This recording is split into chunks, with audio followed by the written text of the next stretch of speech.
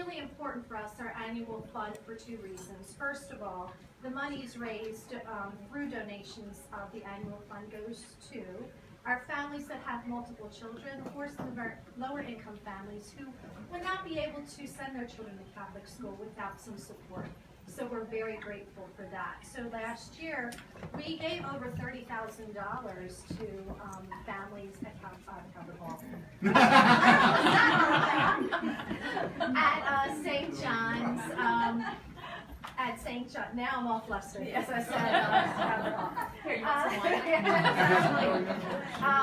You know, so that they could come and receive, you know, a Catholic education.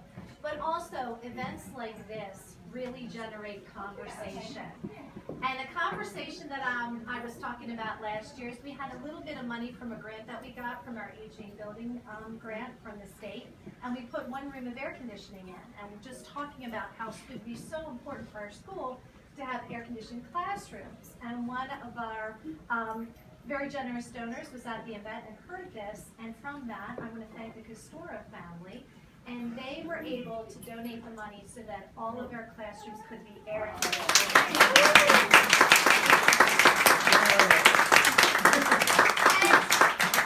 If you were listening to the news, there were many, many schools that could not start on the first day of school, and I think that for the students as well as for the parents, that's really a big deal.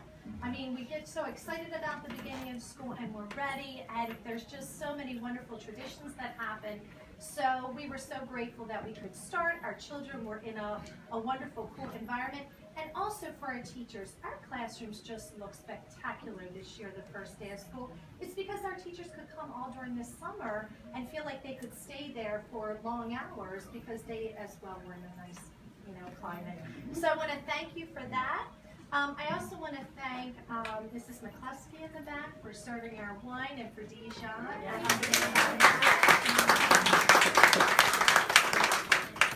And for all the wonderful food from Sunshine Grill. So that was wonderful too. And now I would like to introduce Father Jerry Franzen, who is just such a supporter of Catholic education and also St. John's and Calvert Hall. That's right. There you go. Thank you. Thank you. I'm pastor at St. Mark in Folsom, but we don't have a school. And the design always was, we were originally a mission of St. John back in 1889, I believe. We finally became a parish in 1968. But the whole time, we've sent our children to St. John for school, or to St. Margaret if they're closer up to Bel Air. So when I first arrived at St. Mark and we didn't have a school, I asked where do our children go if they go to Catholic schools? And so people said St. John and St. Margaret, and I went down to tour both of the places. But St. John has been so supportive and so welcoming to me as a local pastor coming in, and we have a number of students that are down there. Every year in the annual appeal, you know, parishes get rebates back, and we ask for rebates for Catholic education tuition so that we can help our families that are at St. Mark's who send to Catholic school with the tuition, because we know how expensive it can be, especially if you have more than one child in the school. And so we always get applications in the summertime. We look through all the reports. Deacon Marty Perry, who's one of our permanent deacons, and myself, and go through and then award what we get back as rebates from the annual appeal. So I'm happy to say that last year we gave out $26,000 as a parish to Catholic education, which is wonderful. It's important to me because I was raised in Catholic schools. I went to St. Pius X for 8 years, and then 4 years at Calvert Hall. Thank you. And then I wanted to go to Catholic University of America, but it was too expensive. And my father said, let's see, it's $6,000, now I'm dating myself, $6,000 at Catholic University for room and board and tuition. Can you believe that? I'm not that old. You're old. Yeah. Or $400 a year at Towson. If you go to Towson, I'll pay for it. So guess where I went? But Catholic education has always been close to my heart because you learn much more than just academics. First of all, premier in academics, top notch. But you learn much more than academics. It's more about formation of who you are as a person, as a human being. And when you look around the world these days, isn't that what we need for our children? It's not all about the head, it's citizen and responsible citizen. So that's why I'm so enthusiastic about Catholic education. I know Father Pete couldn't be here because he's blessing animals on this feast of St. Francis. Mrs. Blake asked if I could I was going to come anyway, but asked if I would do the blessing. And then I'll have to go we have a Youth Advisory Council meeting tonight back at St. Mark's, so I'll leave you for that. But let's thank God for the gift of life, for the gift of faith, and for the gift of this food, and for the gift of Catholic education in our lives. In the name of the Father, and the Son, and the Holy Spirit. Amen.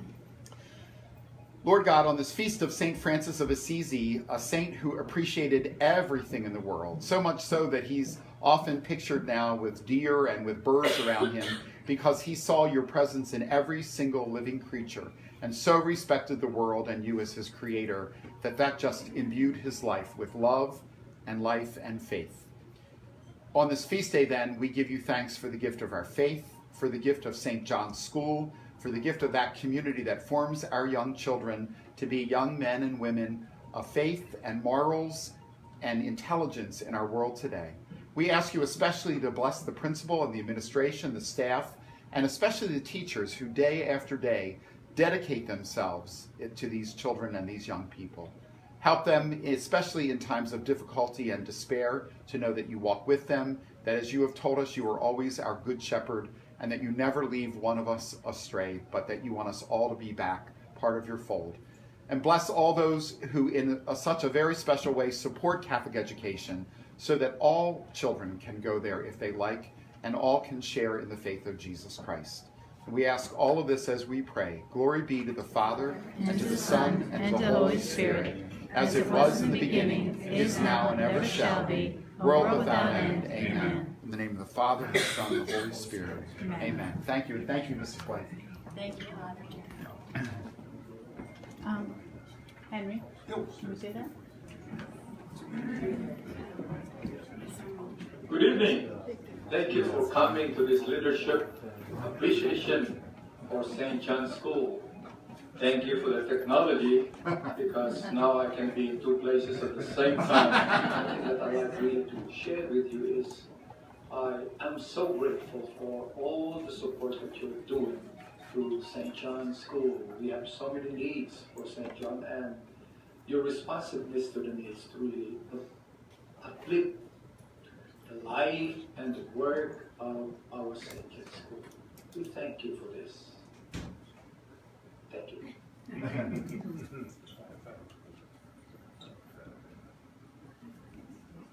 Good evening.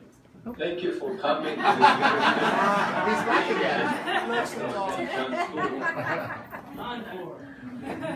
I am Deb Jenkins. I'm the chairperson of the school board, and I would like to thank all of you for being here. Will the school board members maybe just raise your hand so everybody can see what good representation we have of our school board here tonight. So thank you all for being here. And now I would like to formally introduce Mrs. Blake. She is our principal, as you know. She is in her 7th year here. And through her leadership and her initiative, St. John's School has received 2 NOT grants totaling $75,000. Also a Healy grant totaling $75,000. She's created a partnership with the College of Notre Dame for an ongoing professional development for teachers. So that is really a wonderful thing for our teachers to have. And of course, the pièce de résistance. That big blue ribbon, it's hanging on the school wall. We are the nationally recognized Blue Ribbon School. Thank you, Mrs. Blake. And we are the #1 school in Long Green Valley. And it's all because of Mrs. Blake. Okay, and next we will, oh, Chrissy, you're going to Yes, I'm going to talk for a few minutes. You know, I was thinking about this, and I realized this is my 7th year at St. John's. I spent years at another Catholic elementary school, Immaculate Heart of Mary, where I taught, and I was also the assistant principal. So this is my 20th year in Catholic education. And I just feel so blessed that I've had so many wonderful experiences and have been a part of so many young people's lives and to watch them grow up. And I actually now have one of my students that has someone in preschool that I taught. So I'm very excited to see her all the time. So when we were talking about what should we share with this wonderful community of people here right now, and what is St. John's like today? And the first thing I thought of was, you know, St. John's today, St. John's from the past, and St. John's in the future. It's all about our strong Catholic identity. That no matter what, we are all leading our children to Christ, and that is what we are doing at St. John's. And it's a beautiful thing, especially as Father said, in the world today, we need more future saints. So then thought about, well, St. John's today, we're a blue ribbon school. How do we get to be a blue ribbon school? Well, obviously we have academic excellence, but it's more than that. It's more than just our test scores. It's that we believe that we need to differentiate in our classrooms so that we can curtail our instruction to the individual learner. And that was a really big point that the Blue Ribbon Committee commended us on, is that we do have different learners, different learning styles, different pacing, and we really think it's important for children to collaborate for the future, because that's what it's all about. They always talk about the jobs that our children now, the jobs that they're looking at probably don't even exist yet, but we just need to give them that really good foundation. And another thing that they really looked at was our extracurricular activities that were more than just about academics. We want children to explore their talents. We want them to develop interpersonal relationships and skills. We want them to have school spirit. We want them to feel like they're a part of something and they can interact with children of all grade levels.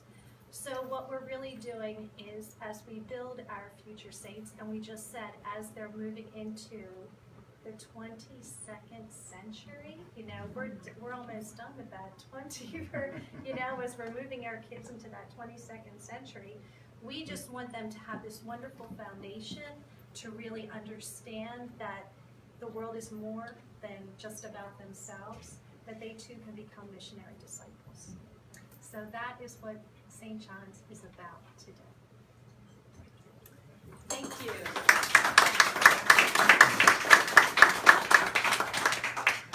Okay, now we have a few speakers, the first of which is Joe Bodiford. Joe Bodiford graduated from St. John's. I'm not going to say it. If you want to say when you graduated, you can go right ahead. 2005. Yeah. 2005. Well, let me just say that he also has 4 very accomplished children who also graduated from St. John's School. 3, 4. Yeah, that's right, among all of us. But anyway, Alex, Libby, Meredith, and John, very successful. I'm sure it's because of the foundation they got at St. John's School. Absolutely. Absolutely. So thank you for being here, Joe. Well, as Deb said, so I started in 1969 in the 3rd grade. So do the math, right?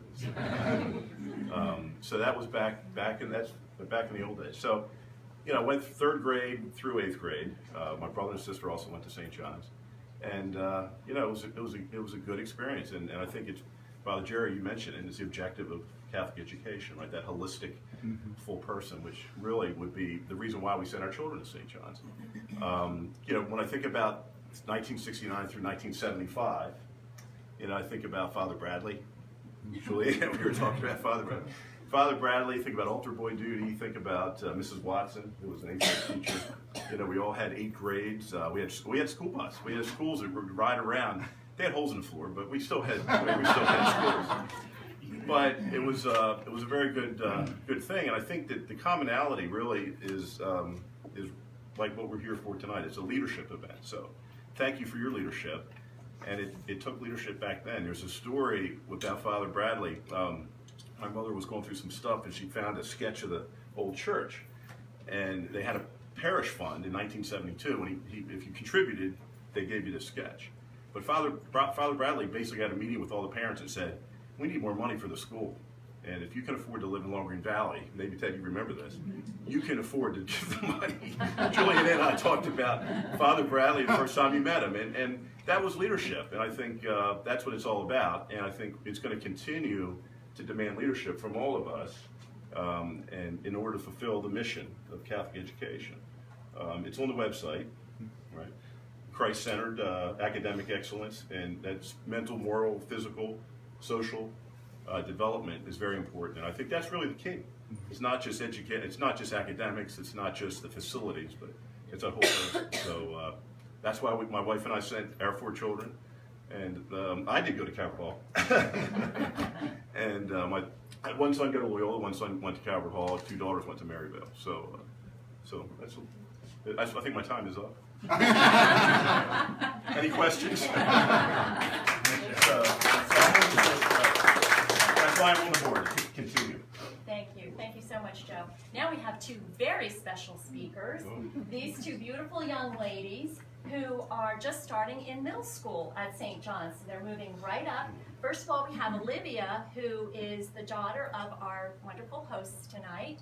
So, Olivia, would you like to talk for a moment? Hi, my name is Olivia DeCoco. I'm a 6th grader here at St. John the Evangelist School. I started in pre-K3, so I've been here 9 years. After I moved up from pre-K and into kindergarten with the older kids, I remember how nervous I was that the kids and teachers wouldn't be nice, but they were also kind, welcoming, and sweet to me. Right away, I knew that I loved it here. Moving up through the grades, I was able to experience some really fun and cool after-school activities. Some of my favorite activities were gardening club, art club, STEM, and book club. Some current extracurricular activities that I love are running club, volleyball, and I know that I'll be playing basketball. One event in our school that kids love to participate in is our school play. From 3rd to 5th, you can participate in the musical theater program. From 6th to 8th, you can play a role in the play, which we call drama club. Or you can help with the set and participate as a stage crew member. Aside from clubs and programs, every year we learn something we never knew with the help of our wonderful teachers. They always make sure that we are understanding and comprehending whatever it is that we are learning. St. John's School really helps you to reach out and try something new or strive for a goal. But most importantly, it prepares us with hard work and success to move us on to a bright new future in high school. Thank you.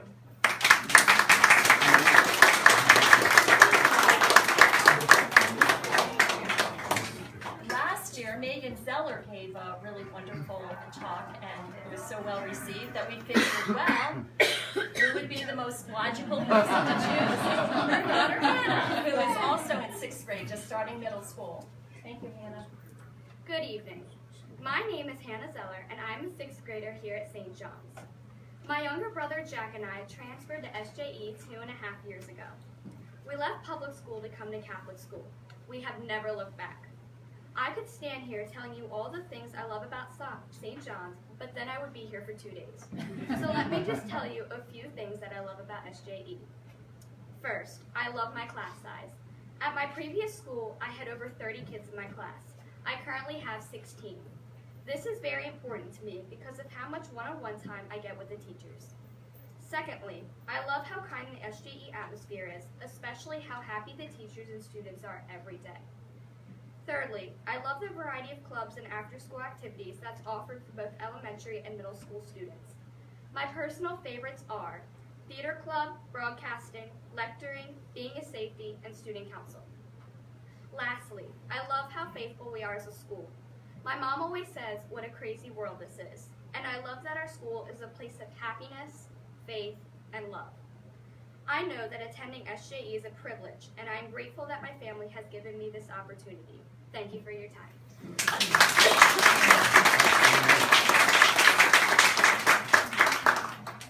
And now I would like to invite Dr. Pastoro.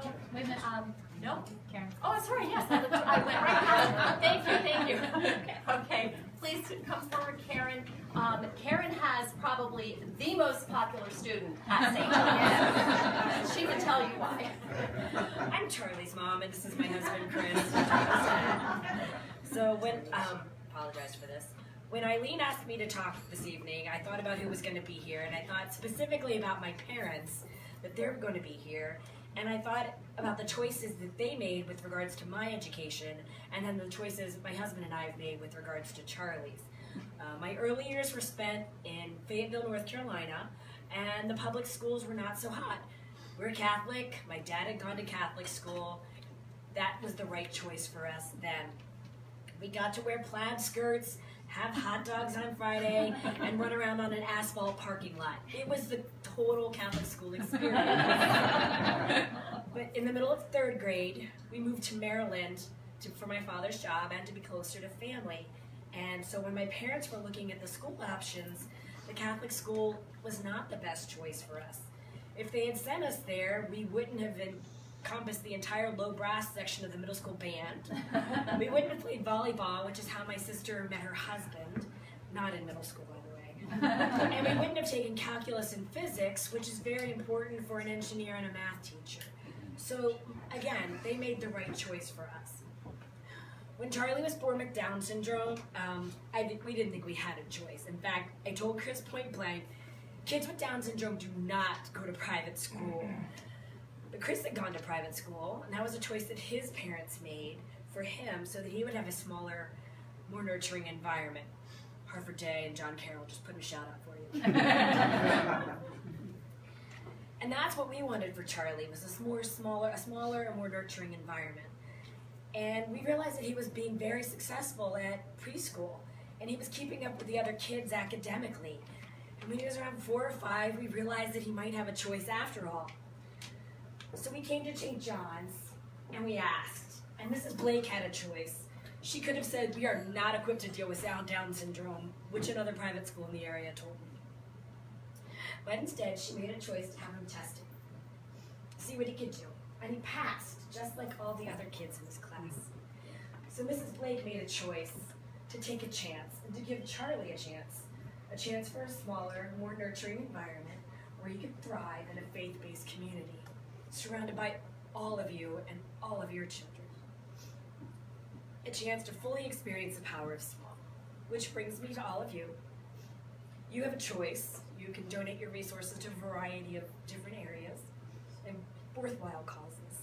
But we want to thank all of you for choosing St. John's.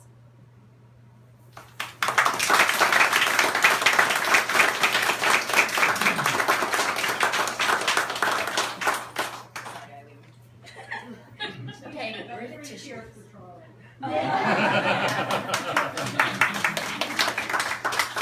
Thank you for stopping me before I blew my really funny line. I just want to now ask Dr. and Mrs. Castoro to come forward, and because of their generosity, we have a cool school. Very good, Deb. That was my speech. All right. So Eileen asked me to say a few words, and she wanted me to say what motivated us to make the donation for the air conditioning, and the number one thing, as I could say, is that you get to make a speech the next year. So, no good deed goes unpunished. Well, at this event last year, we learned about the need for a major upgrade to our facility, and Pat and I, we met with Eileen and Ms. Blake, and she identified the air conditioning need and what would be involved. So a couple of months later, we sold one of the kids. So we didn't get that much for the kids. Yes.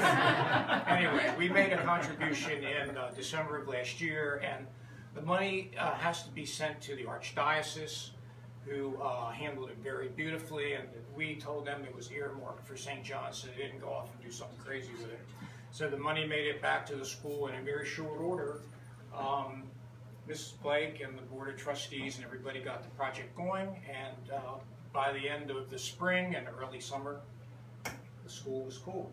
So it worked out. It was a wonderful thing and a very great feeling.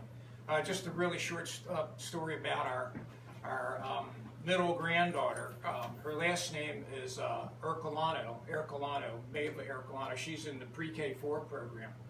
And her teacher wanted all the kids to know their last names, so she gets to Maeva. Now Maeva's a little different.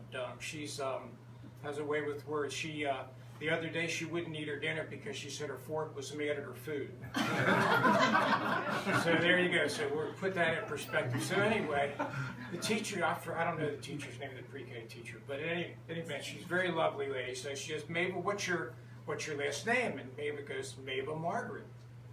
And she said, no, Maeva, that's your middle name. What's your last name? And Maeva looks at her blankly. And the teacher goes, it's Maeva. And she goes, air. And Maeva goes, air conditioning. So it made an impression on her. Well, we all know that St. John's has a long tradition of education, but changes are necessary always, progress and change. And you know, any business, any business leader, any person knows that when you're through making changes and you're through progressing, you're through, period. You have to continue to go and continue to make changes. So money's needed. We need to do this as a team. And individual efforts are great, but team efforts are a lot more meaningful and more rewarding. And we saw a coming-of-age movie a couple weeks ago, and it was corny, but you know, the message was, at least it got home to me. I don't know, to our kids, our grandkids, but it was about a true story based on a gymnast who was very talented and qualified, and she wanted to emulate her grandmother, who was actually an Olympic gymnast and won a bunch of medals. And the granddaughter was super good and got an invitation to go to an Olympic tryout. And she thought she had made the team, but 2 weeks later she got a rejection letter. So she was just devastated. And her grandmother wanted to really cheer her up and change her whole outlook on life. So she decided to send her to a camp where she would learn how to ride horses. So she goes to the camp and she's bitter and she's isolated and she can't make friends and it's not going well. So the only way she can communicate with her grandmother is via the old-fashioned letters, because they took away all the kids' phones. So her grandmother was getting these letters and knew that she was not doing well. She says, I'm going to do something for her. So her grandmother sent her one of her medals that she had won. And it was her favorite medal. It was a bronze medal that she had won for a team. It wasn't one of her gold medals. So she said it was one of the medals that was the most meaningful to her. So I cried at old Yellow too. But in any event, the whole thing was about being a team player and what it took, and it changed her girl's whole atmosphere and outlook, and you know, that was the thing. So we need to be a team. We all know that giving is 80% emotion and 20% rational thinking, but feel for some of that emotion. You know, if you haven't read Anne Frank's diary recently, it's really worthwhile reading. It's a very bright intellect for a 16-year-old girl. She said in there that giving never made anybody poor. Thank you.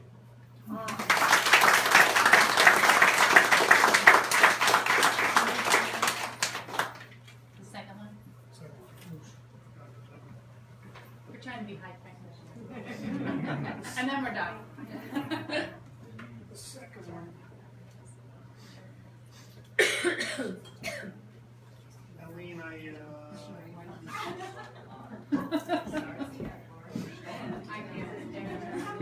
got it right here.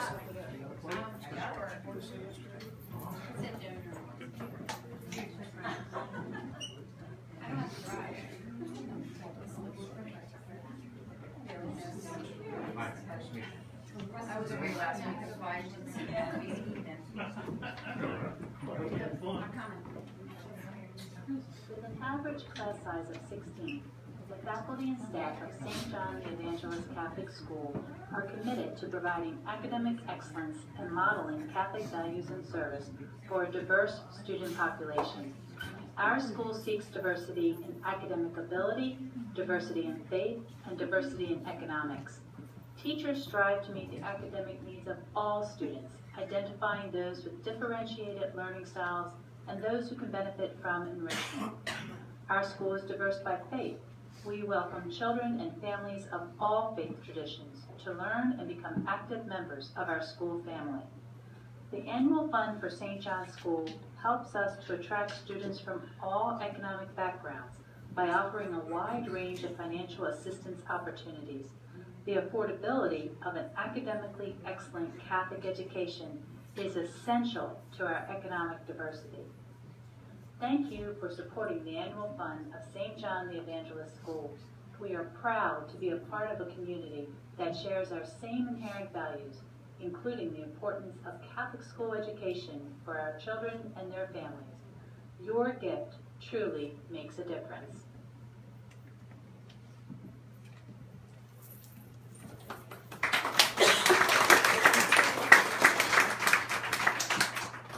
Like most people, I imagine, I don't like to ask for things. I don't like to ask for gifts. I don't like to ask for favors, and I sure as heck don't like to ask for money.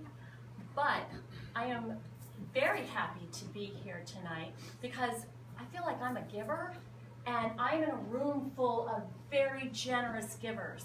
And I just want to thank you all so very, very much for everything that you do that helps make St. John's so successful. As everybody was talking, the little ones, the former students and all, I'm just checking everything off my list that I was going to say, and they put it so much more eloquently than I. But I think you all are here because you do realize the benefit, the value of small. We're small in size. We're small in amenities. We don't have some of the amenities that the larger school has, but we're big in all the things that really matter. We're big in camaraderie. We're big in faith. We're big in devoted teachers and staff and pastor. We're big in parents who are willing to help and to contribute and who truly care about their children's education and their needs. And it's just, St. John's is such a beautiful place. Our children were there back in the 90s, and it just keeps getting better every day. It's a little school with a whole lot of great in it. And so I hope that everybody will continue to be generous tonight. Father Pete has been talking to us about taking it one step up, taking it to the next level, and I hope we can do that here for the school as well.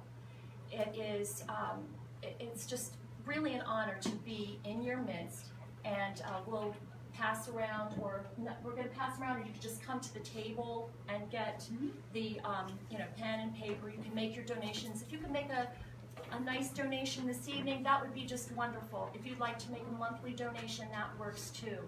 We will accept anything, obviously.